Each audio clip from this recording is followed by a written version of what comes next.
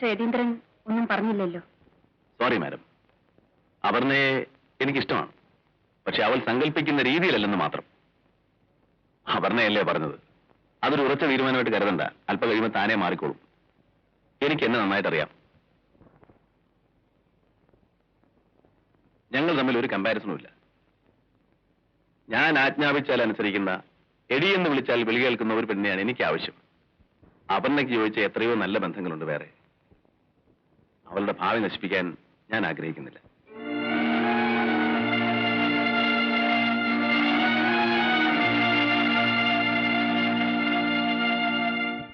നിനക്കിപ്പോ മതിയായില്ലേ? I am ashamed. I am insulted. യതീന്ദ്രന് എന്നെ ഇഷ്ടമല്ലെന്ന് പറഞ്ഞില്ലല്ലോ.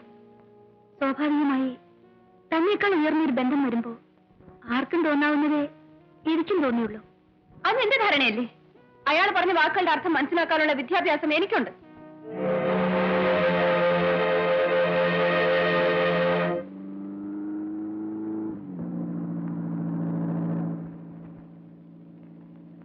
നിനക്കെങ്ങനെ അറിയാം അയാളുടെ ഗുരു പറഞ്ഞാൽ അയാൾ അനുസരിക്കുമെന്ന്? എനിക്കറിയാം. ഇതിയുടെ ഗുരു എന്ത് പറഞ്ഞാലും ഇത് അനുസരിക്കും. അയാൾക്കും ഇഷ്ടമല്ലെങ്കിൽ അതിപ്പോഴും തീരുമാനിക്കണം.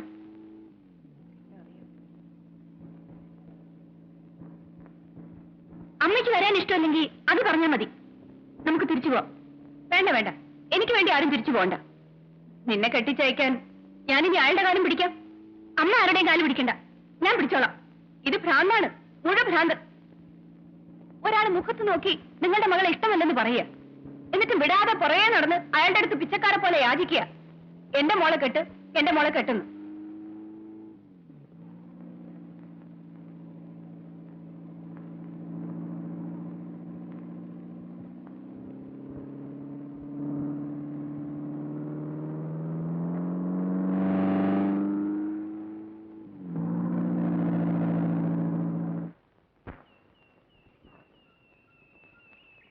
ഇതാണോ വീട്?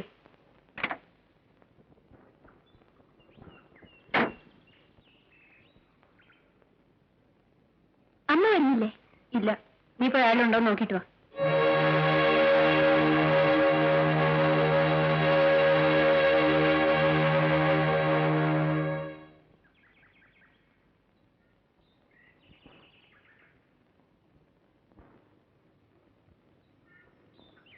ഇവിടെ ആരും ഇല്ലേ? ആരാ?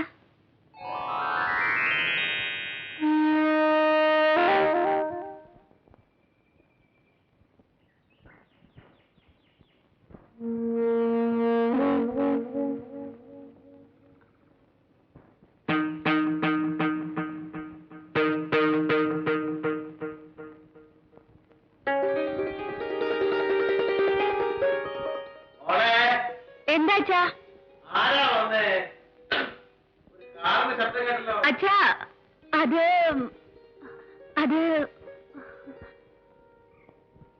ആരാ മോളെ?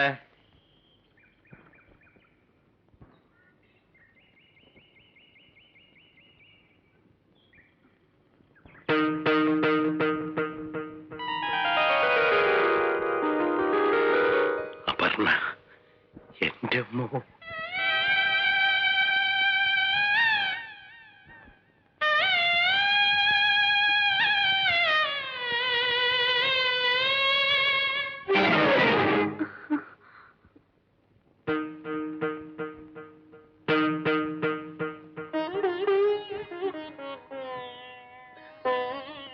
അദീന,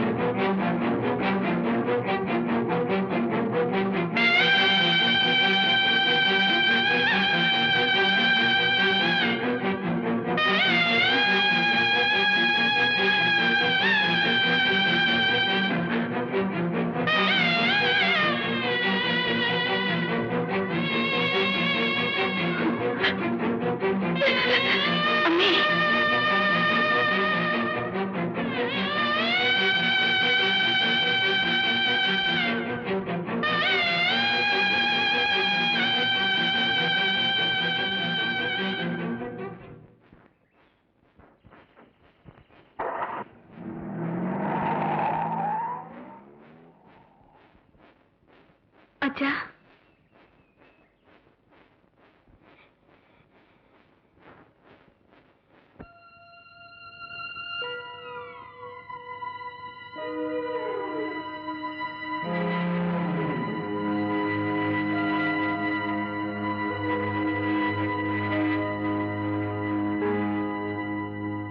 ഇങ്ങനെ ഒരു സഹോദരി എനിക്കുണ്ടെന്ന് എന്തുകൊണ്ട് അമ്മ നേരത്തെ എന്നോട് പറഞ്ഞില്ല?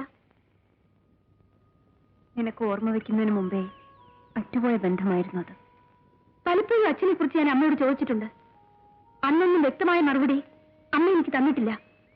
എന്റെ അച്ഛനെ കുറിച്ച് എനിക്കിപ്പോൾ അറിയണമെന്നുണ്ട്. ഒരിക്കൽ മറന്നു കഴിഞ്ഞതാണ്. ഇനിയും അത് ഓർമ്മിപ്പിച്ച് മനസ്സിനെ അസ്വസ്ഥമാക്കുന്ന എന്തിന്? എന്റെ മനസ്സിന് സമാധാനം ലഭിക്കണമെങ്കിൽ എനിക്കിതറിയണം. പറയാം.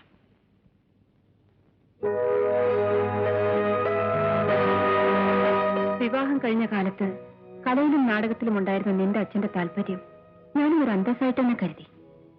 പെട്ടെന്നാണ് എന്റെ അച്ഛൻ, നിന്റെ മുത്തച്ഛൻ സുഖമില്ലാതെ കിടപ്പിലായത്. ബിസിനസ്സും മറ്റു കാര്യങ്ങളും നോക്കി നടത്താൻ വീട്ടിൽ ആൺസന്തതികൾ ആരുമില്ലായിരുന്നു. തന്റെ ഒരേ ഒരു മകളുടെ ഭർത്താവിനെ സഹായത്തിനായി അച്ഛനെ ആശ്രയിക്കേണ്ടി വന്നു. നിന്റെ അച്ഛനാണെങ്കിൽ അതിലൊന്നും ഒരു താല്പര്യവും ഉണ്ടായിരുന്നില്ല. സദാസമയവും നാടകവും ടൂറും തന്നെ. കുടുംബം നോക്കാൻ പോലും സമയമില്ല. ഞാനെല്ലാം സഹിച്ചു. അദ്ദേഹത്തെ മറ്റു സ്ത്രീകളുമായി ബന്ധപ്പെടുത്തി പല കഥകളും ഞാൻ കേട്ടു. ആദ്യമൊക്കെ വെറും കെട്ടുകഥകളായി ഞാൻ കരുതി. പക്ഷെ ഒരു ഘട്ടത്തിൽ എനിക്കത് വിശ്വസിക്കേണ്ടി വന്നു. ഞാൻ ആദ്യമേ പൊട്ടിത്തെറിച്ചു. അതിന്റെ ഫലം എനിക്കെന്റെ കുഞ്ഞിനെ വേർപിരിയേണ്ടി വന്നു. ഭർത്താവിനെ. ഞങ്ങൾ തമ്മിൽ വേർപിരിഞ്ഞ് 1 വർഷം കഴിഞ്ഞപ്പോൾ അച്ഛൻ മരിച്ചു. നിന്റെ അച്ഛനൊന്ന് തിരിഞ്ഞു നോക്കുക പോലും ചെയ്തില്ല. എന്റെ മകളെ കാണാൻ പലവട്ടം ഞാൻ ശ്രമിച്ചു. എനിക്കതിന് സാധിച്ചില്ല. അയാളത് അനുവദിച്ചില്ല. ക്രമേണ എല്ലാം എനിക്ക് മറക്കേണ്ടി വന്നു. ജീവിതം എനിക്കൊരു മത്സരമായിരുന്നു. നിന്റെ ഭാവി മാത്രമായിരുന്നു അന്നത്തെ എന്റെ ചിന്ത. പല വിവാഹാലോചനകൾ വന്നിട്ടും വഴങ്ങാൻ എന്റെ മനസ്സ് അനുവദിച്ചില്ല. നിനക്ക് തോന്നുന്നുണ്ടോ ഞാൻ തെറ്റുകാരിയാണെന്ന്?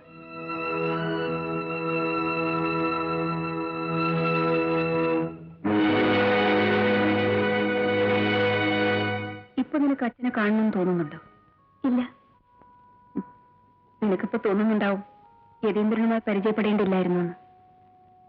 ഇല്ല, എല്ലാവരും എന്റെ അച്ഛനെ പോലെ ആവണമെന്നില്ല. ഇത് എനിക്ക് നല്ലവണ്ണം അറിയാം.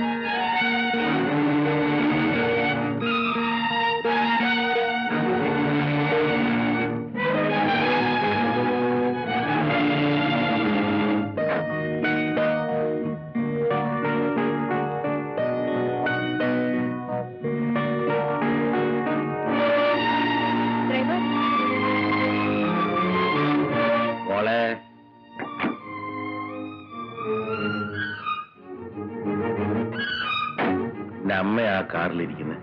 അമ്മയോ? അവക്ക് എന്നോടല്ലേ വെറുപ്പുള്ളൂ.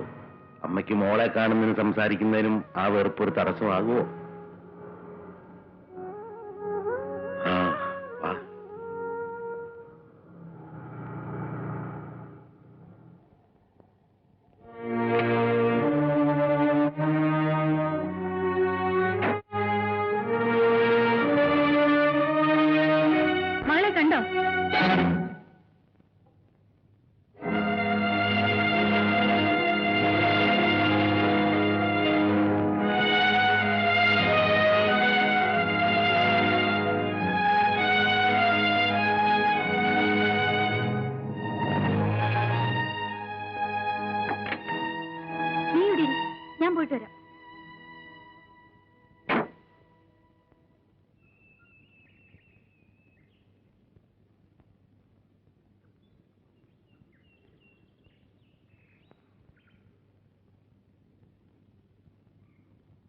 ഇവിടെ ആരും ഇല്ലേ?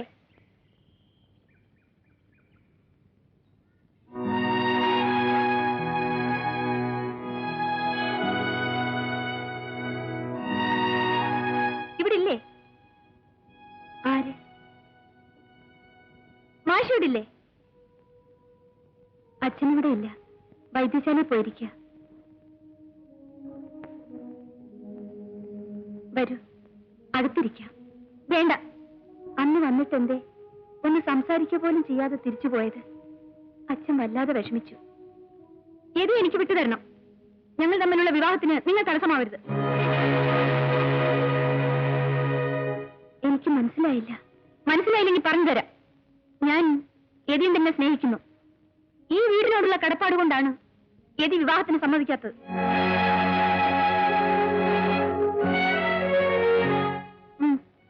ഇതിൽ നിന്ന് ഇഷ്ടമുള്ള പൈസ എടുത്തോളൂ. ആ കടപ്പാട് മറക്കാനുള്ള അത്രയും. ഞങ്ങൾക്ക് ബുദ്ധിമുട്ടും ദാരിദ്ര്യമുണ്ട്. എങ്കിലും ഈ പൈസ വേണ്ട. എന്നേക്കാളും വിദ്യാഭ്യാസവും സംസ്കാരവും ഉള്ള അപർണ ഇത്രയും വില കുറഞ്ഞ രീതിയിൽ പെരുമാറരുതായിരുന്നു. ജന്മം തന്ന അച്ഛനോട് എങ്ങനെയാണ് പകരം വീട്ടേണ്ടത്?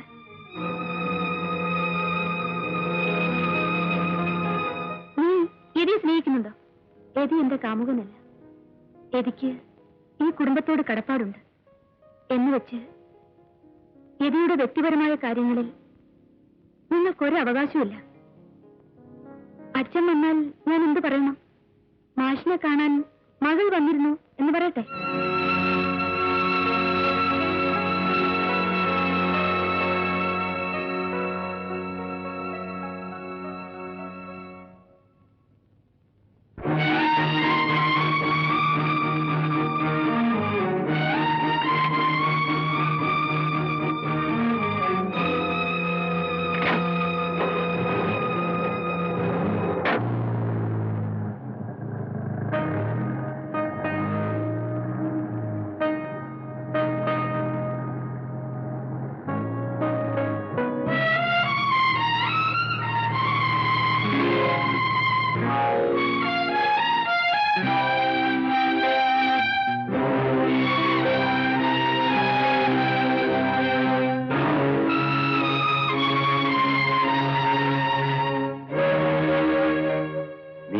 വിഷമിക്കുന്ന കുട്ടി, സന്തോഷമായിട്ടൊരു വാക്കെങ്കിലും. സാരമില്ല മോളെ, അവളല്ലേ വളർത്തിയത്. ഇതിൽ കൂടുതലൊന്നും അവരിൽ നിന്ന് പ്രതീക്ഷിക്കണ്ട.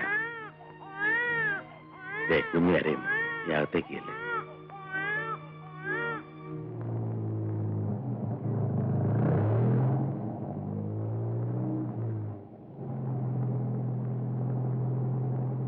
നീ എന്നെ കാറിൽ നിന്ന് ഇറക്കി വിട്ടാലും ശരി, എന്റെ മനസ്സിൽ തോന്നിയത് പറയാതിരിക്കാൻ എനിക്ക് കഴിയില്ല.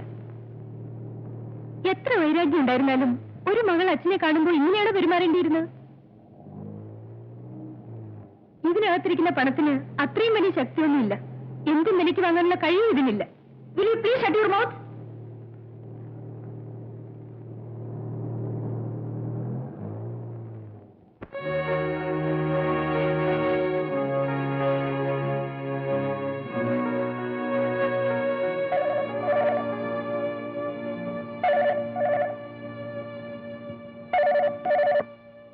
ഹലോ, ഞാനാ ഹരി. ഇന്നാ നാടകം അറിയില്ലേ? അറിയാം. ഞാൻ വരുന്നില്ല. വരുന്നില്ല. അപർണേ,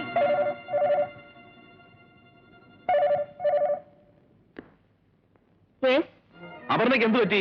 വാട്ട്സ് റോങ് വിത്ത് യു? ബുദ്ധിമുട്ടാണെന്നോ? എന്ന് പറഞ്ഞാൽ എങ്ങനെയാ? ഇന്നല്ലേ കോമ്പറ്റീഷൻ? ഈ ലാസ്റ്റ് മൊമെന്റിൽ എങ്ങനെ പറഞ്ഞാലോ? I am sorry. നന്നായിട്ടുണ്ട്. ഇത് വലിയ ചതിയായിപ്പോയി അപർണേ. അയാൾ ഇവിടെ വരും, എന്റെ കാല് പിടിക്കും. തോൽവി ഒരിക്കലും അയാൾക്ക് താങ്ങാനാവില്ല. കോമ്പറ്റീഷനിൽ നാടകം പങ്കെടുത്തില്ലെങ്കിൽ എല്ലാവരുടെയും മുമ്പിൽ അയാൾ ചെറുതാവും. അയാൾ ഇവിടെ വരാതെ, എന്റെ കാല് പിടിക്കാതെ വേറെ ഒരു മാർഗവുമില്ല. എന്റെ പട്ടി പോവാ അവിടെ കാണാൻ. അല്ല പിന്നെ ഒലക്ക പോടാവുന്നു. നാടകം നടന്നില്ലേ നടക്കില്ല, അത്രേ ഉള്ളൂ. അവൾക്കറിയില്ല ഞാൻ ആരാണെന്ന്. ഇനിയിപ്പോ എന്ത് ചെയ്യാനാ?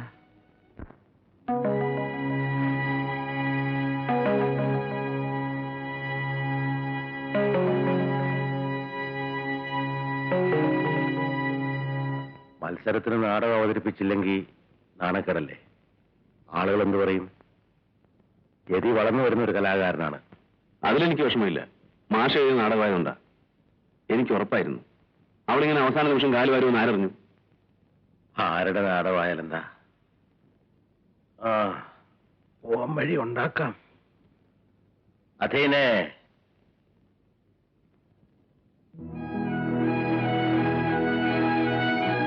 എന്താ അച്ഛാ?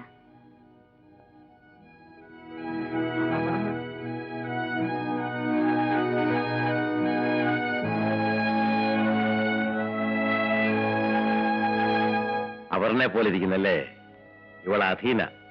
രണ്ടുപേരും എന്റെ മക്കളാ. അതൊക്കെ വേറൊരു കഥ. ഇനി പറഞ്ഞിട്ടെന്താ കാര്യം? യതീന്ദ്രനോട് ഞാൻ പറഞ്ഞിരുന്നു ഇതൊന്നും ആരോടും പറയണ്ടെന്ന്. നീ പുറപ്പെട്ടോളൂ. യതിയുടെ കൂടെ പോണം പൊന്നിയുടെ വേഷം ചെയ്യാൻ. നിന്റെ സഹോദരി അപർണ ചെയ്യാനിരുന്നതാ. അവക്കെന്തോ ബുദ്ധിമുട്ടുണ്ട് പോലും. എന്ന് വെച്ച് നാടകം നടത്താതെ പറ്റില്ലല്ലോ. അയ്യോ, അത് വേണ്ട. അധീന ഇപ്പോ... താൻ പേടിക്കൊന്നും വേണ്ട. അധീനയ്ക്ക് റിഹേഴ്സലിന്റെ ആവശ്യമില്ല. എന്റെ പൊന്നി അവക്ക് നന്നായിട്ടറിയാം. പിന്നെ 2-3 കൊല്ലം നാടകത്തിൽ അഭിനയിച്ചില്ലെന്ന് വെച്ച് ഉള്ളിലുള്ള വാസന അങ്ങനെ തേഞ്ഞു വാഞ്ഞു പോവില്ലല്ലോ. അതുകൊണ്ടല്ല. അധീന പ്രസവിച്ചിട്ടിപ്പോ അധികം ആയില്ലല്ലോ.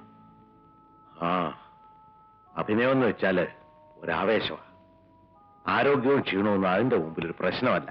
എന്നാലും നിനക്കൊരു തോൽവി ഉണ്ടാകാൻ ഞാൻ സമ്മതിക്കില്ല. എന്താ മോളെ, നിനക്ക് വിഷമമൊന്നുമില്ലല്ലോ? അച്ഛൻ സമ്മതിച്ചാൽ... അങ്ങനെ വേണം. എന്നാ പുറപ്പെട്ടോളൂ. ദൈവം അനുഗ്രഹിക്കട്ടെ. ഉലയിലാരു കടഞ്ഞെടുത്തോരുടലിതരയത്തി പല വടിവുകൾ ഇതിലാരൊരുക്കി ചൊല്ലുവമ്പത്തി നെയ്യിളക്കി തെയ്യമാടടി തീയക്കാരത്തി പിന്തുടലുലഞ്ഞുറയുന്ന കണ്ടൻ പ്രചരസിക്കട്ടെ പിന്നെ പണമുയർത്തട്ടെ.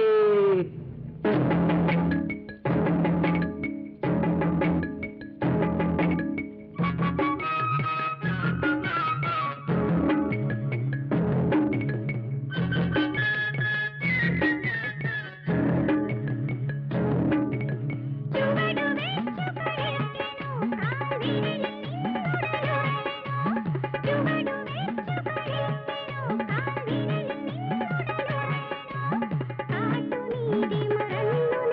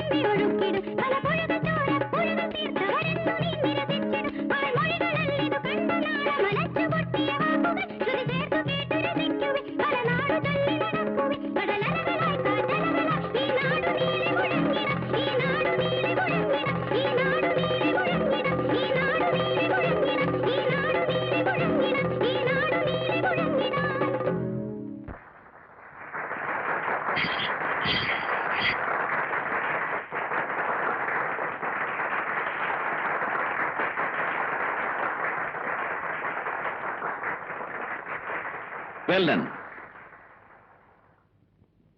അധീനെ, അധീനെ,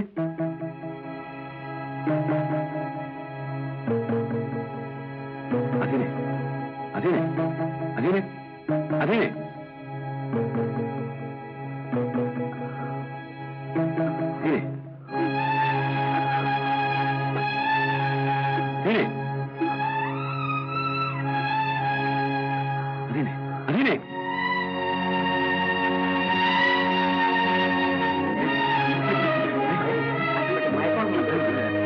വെരി അൺഫോർച്ചുനേറ്റ്. എനിക്കൊന്നും ചെയ്യാൻ സാധിച്ചില്ല മിസ്റ്റർ യതീന്ദ്രൻ. പേഷ്യന്റ് ഇവിടെ വരുമ്പോ തന്നെ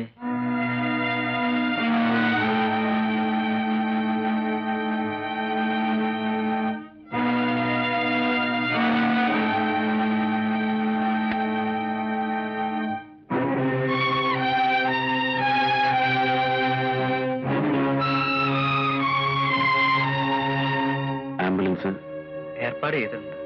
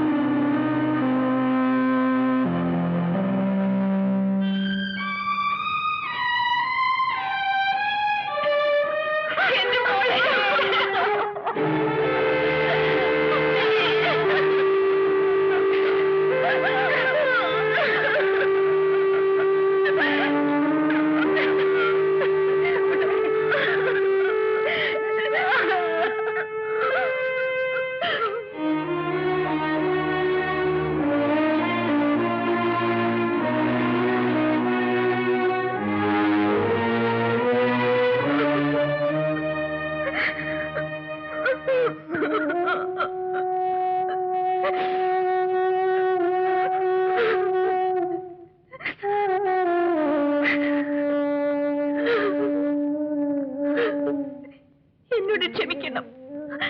ഞാൻ നിരപരാധിയാണ്. എന്നെ ശപിക്കരുത് അച്ഛാ.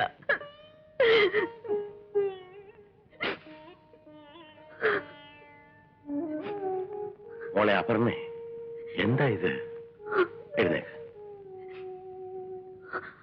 എന്റെ മോൾ കരയത്. മോളെ ഇവിടെ ഇരിക്കും.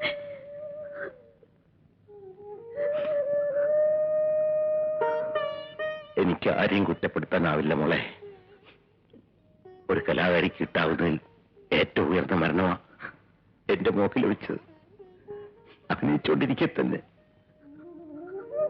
എന്റെ മോള് സുഹൃതം ചെയ്തവളാ. എങ്കിലും എന്റെ മോളെ ഞാൻ കൊലയ്ക്ക് കൊടുത്തല്ലോ എന്ന് ഓർക്കുമ്പോഴാ.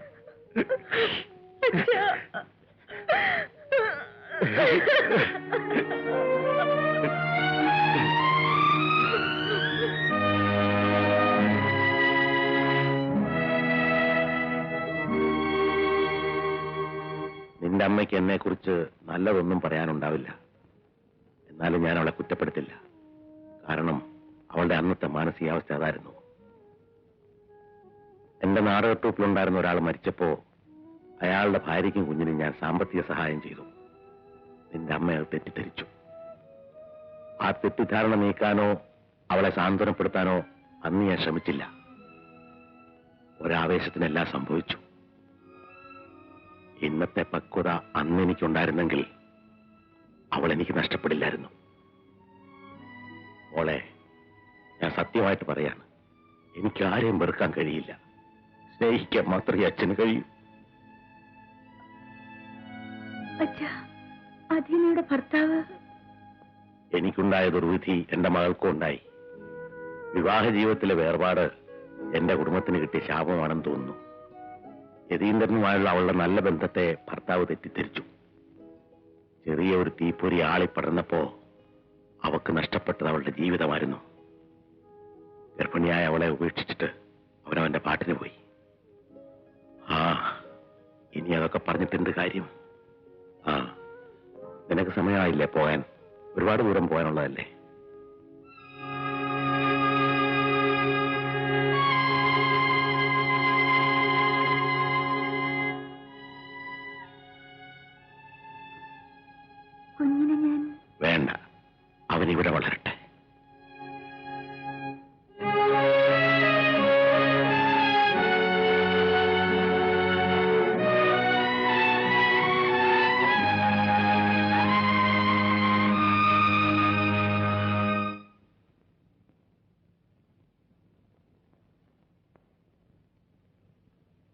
അപർണേ, നീ എവിടെ പോയിരുന്നു?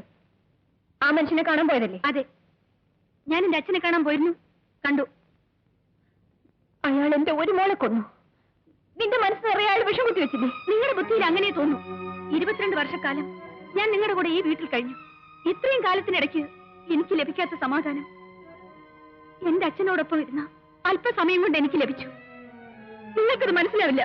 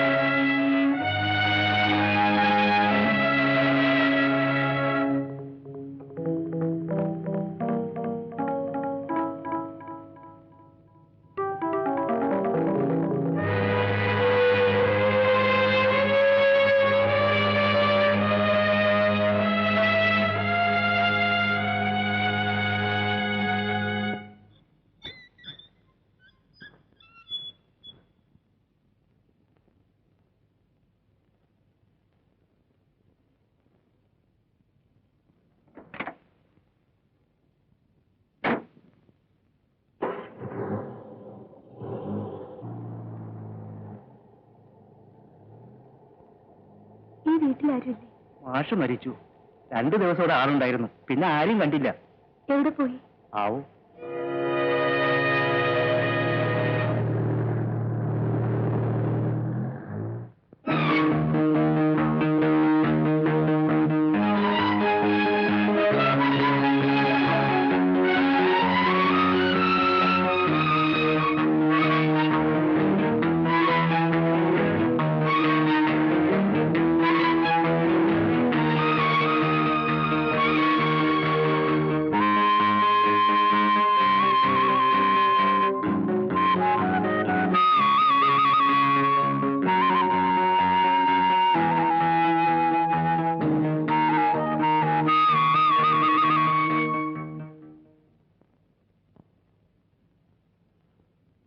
ഞാൻ അവരോട് എന്താ മറുപടി പറയേണ്ടത്?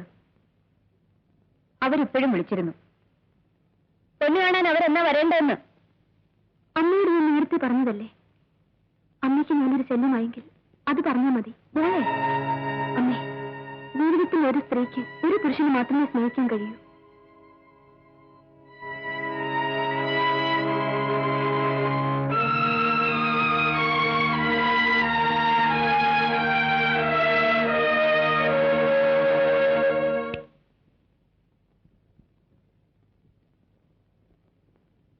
ടീച്ചറെന്താ ഇരുട്ടത്തിരിക്കുന്നത്? വാതിൽ തുറന്നിട്ടിട്ട്. ഒന്നുമില്ല. നല്ല നാടകമായിരുന്നു. ടീച്ചർ കാണാൻ വന്നില്ലല്ലോ. അപർണ എന്ന് തന്നെയാ ആ നാടകത്തിലെ നായികയുടെയും പേര്. പക്ഷേ ടീച്ചറിന്റെ സ്വഭാവമൊന്നുമല്ല. ഓ, ഒരു തെറിച്ച പെണ്ണ്, അഹങ്കാരി. എന്താ നാടകത്തിന്റെ ക്ലൈമാക്സ്? അവസാനം ആ പെണ്ണ് ചാവും, ആത്മഹത്യ ചെയ്യും. എല്ലാരും കൂടി അവളെ തല്ലിക്കൊല്ലണമായിരുന്നു. അങ്ങനെ അല്ലായിരുന്നല്ലോ അതിന്റെ ക്ലൈമാക്സ്. പിന്നെ അവസാനം പശ്ചാത്തപിച്ച് അവൾ നല്ലവളാവുന്നതാ. അത് ടീച്ചർക്ക് എങ്ങനെ അറിയാം? അത് ഞാൻ നോവലിൽ വായിച്ചിട്ടുണ്ട്. നോവലിൽ എങ്ങനെയോ അതെനിക്കറിയില്ല. നാടകത്തിലെ ക്ലൈമാക്സ് ഇങ്ങനെയാ. അതാ എനിക്കിഷ്ടപ്പെട്ടത്. ആ, ഞാൻ പോകുന്നു. ടീച്ചർ വാതിലെടുത്തോളൂ.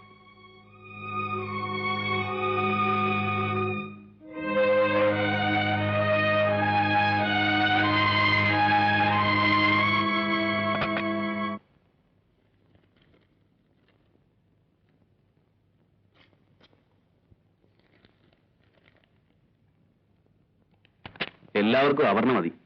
പുതിയ നാടകം ഏറ്റെന്നാ തോന്നുന്നത്. ഏയ്, ഞാൻ അങ്ങനെ ആരോടൊന്നും ഏറ്റിട്ടില്ല. ഞാൻ ഇൻഡിപെൻഡന്റ് ആയിട്ട് ഒന്ന് തിങ്ക് ചെയ്യേ. എവിടാടോ തന്റെ ചെവി? ഇത് കാണാൻ ഭംഗിക്ക് വെച്ചിരിക്കുക. ആ,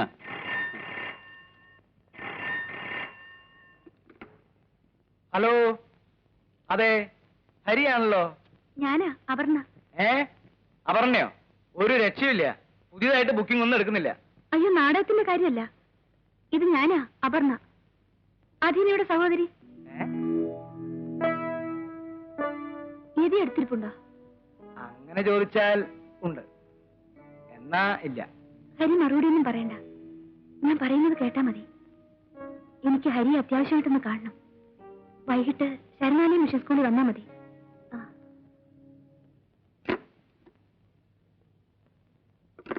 ആരാ വിളിച്ചത്? അപ്പോ ഈ മാസം ബുക്കിംഗ് ഒന്നും എടുക്കണ്ടല്ലോ, എല്ലാം കഴിഞ്ഞില്ലേ? ആരാ ഫോണിൽ വിളിച്ചതെന്ന്? Phone, telephone. ആ, മുനിസിപ്പാലിറ്റി നിന്നല്ലേ? എന്താ അപർണയുടെ കാര്യം പറഞ്ഞത്? ബുക്ക് ചെയ്യാനാണേ. ഞാൻ ഇല്ലെന്ന് പറഞ്ഞു.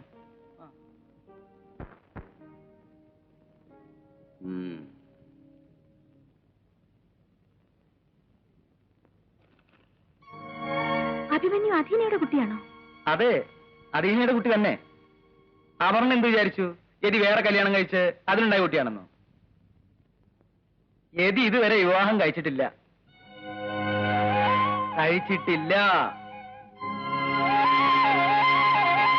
ആ, ഞാൻ പോട്ടെ. ഇന്ന് വൈകിട്ട് നാടകമുള്ളതാ. നമുക്കിനി എപ്പോഴും കാണാമല്ലോ. അപർണ ഇവിടെ തന്നെ ഉണ്ടല്ലോ.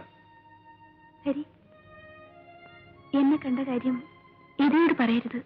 ഞാൻ പറയോ? അതെനിക്കറിയില്ലേ.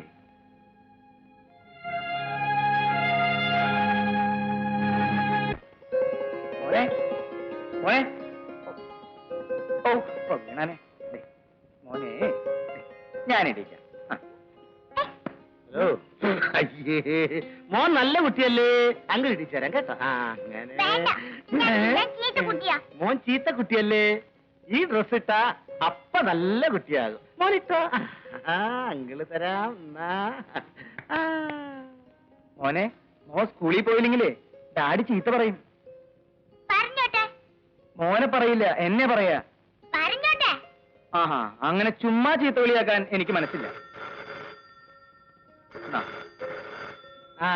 മോന് തിട്ടേ, മോന് തിട്ടേ.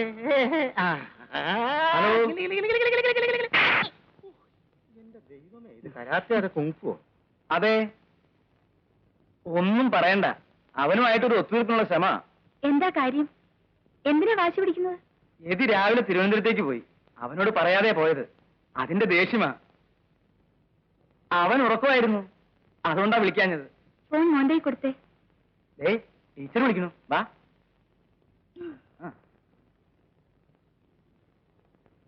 ഹലോ, മോനെന്താ സ്കൂളിൽ വരാത്തെ?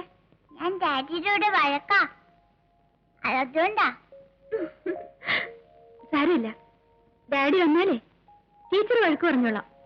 മോൻ മിടുക്കനല്ലേ, സ്കൂളിൽ വരാതിരിക്കരുത്. വരണം കേട്ടോ. ആ, വരാം. നോക്ക്, നമ്മൾ എത്ര പറഞ്ഞിട്ട് അവൻ അനങ്ങിയോ? അവരൊന്നു പറഞ്ഞേ ഉള്ളൂ. അത് പിന്നെ അങ്ങനെയല്ലേ, ഒരു രക്തമല്ലേ. ഹരിമാമൻ എന്താ പറഞ്ഞത്? രക്തമില്ലാത്ത മനുഷ്യൻ. എല്ലാവരും ലഞ്ച് കഴിച്ചോ?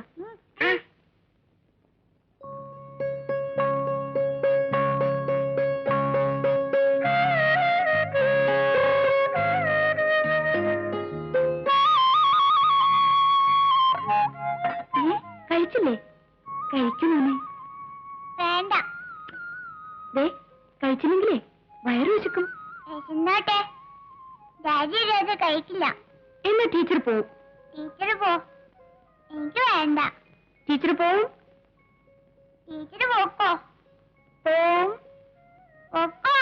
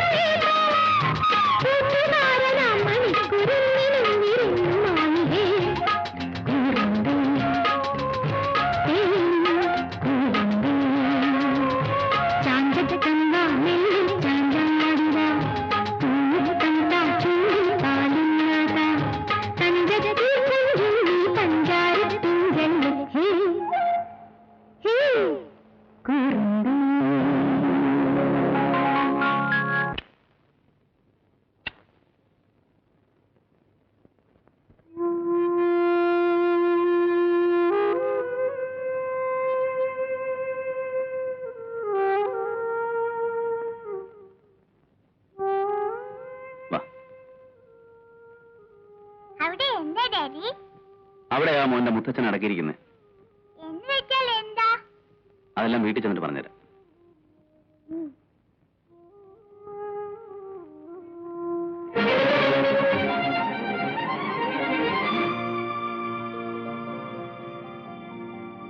ഡാഡി, ഇതാ എന്റെ ടീച്ചർ.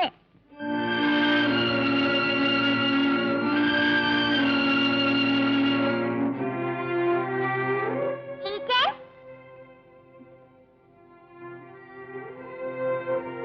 ടീച്ചർ എന്തിനാ ഇവിടെ വന്നത്?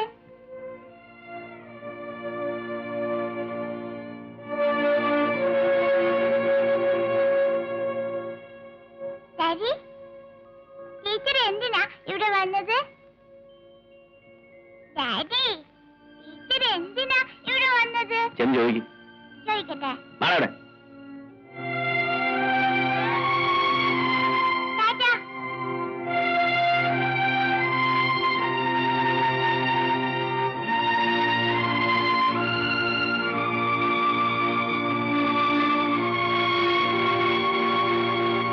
ഡാഡി, ഇന്നെന്താ സ്കൂളില്ലാത്തത്? അവധിയാണെന്ന് പറഞ്ഞില്ലേ? ടീച്ചർ ഒന്നും പറഞ്ഞില്ലല്ലോ. മറന്നുപോയി കാണും.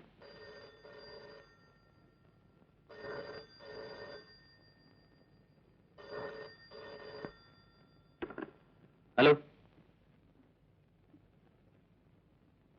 മോന്റെ ടീച്ചറാ. അഭിമന്യു ഇന്നെന്താ ക്ലാസ്സിൽ വരാത്തത്?